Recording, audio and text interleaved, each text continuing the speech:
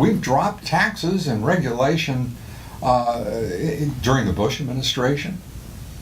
Terrible job creation numbers. This president has added regulation, taxation, terrible, terrible job creation numbers. But no discussion of a number of the most obvious contributors to a jobless recovery. And I'm talking about the outsourcing of jobs, millions of them. Middle-class jobs. Republicans get very uncomfortable when you talk about outsourcing, because that means corporatists have done something in their interest that is against the national interest. Ooh, we can't have that. Democrats get very uncomfortable because they got one guy in the White House already who's anti-business, and I mean, if you say something about outsourcing, then you're anti-business. No, you're not. You're dealing with facts. And we understand putting business practices in place that don't work. But what we don't understand is putting practices in place, following them, they don't work, and then we continue with them. And this has become the template for government policy, business practice, and by the way, the ways in which we live our own lives. We've got people talking about, God, if the consumer would just come back, this recovery would take off, and you know, it's still 70% of GDP, and well, actually it's not. Dropped down a lot, about 10 points.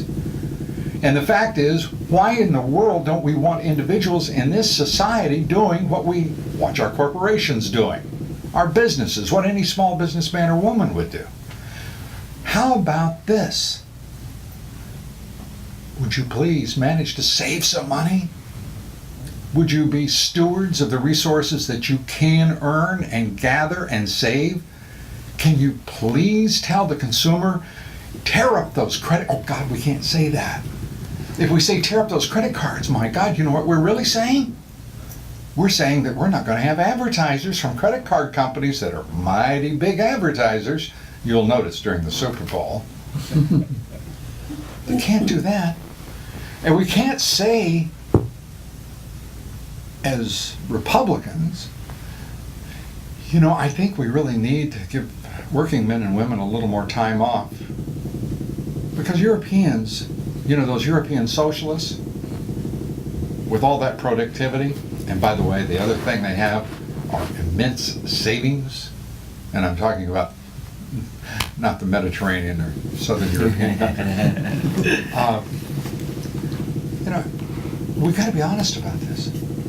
Why the hell isn't corporate America honest enough to say, hey, you know, look, we're a big company, we got numbers to meet, it's quarterly, and we're going to drive this thing forward.